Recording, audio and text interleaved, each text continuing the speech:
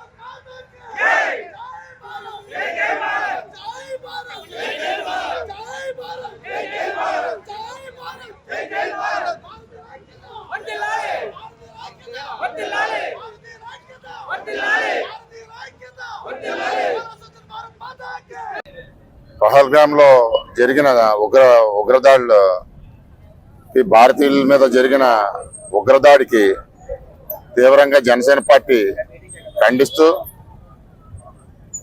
రాష్ట్రంలో ఈరోజు ప్రతి గ్రామంలో కూడా భారతీయుల ఐక్యత, భారతీయులందరూ కూడా వాళ్ళకి మద్దతుగా ఉన్నారని తెలియపరచడానికి మా నాయకుడు పవన్ కళ్యాణ్ గారు ఈరోజు 3 రోజుల నుంచి దీక్ష తీసుకోవడం జరిగింది.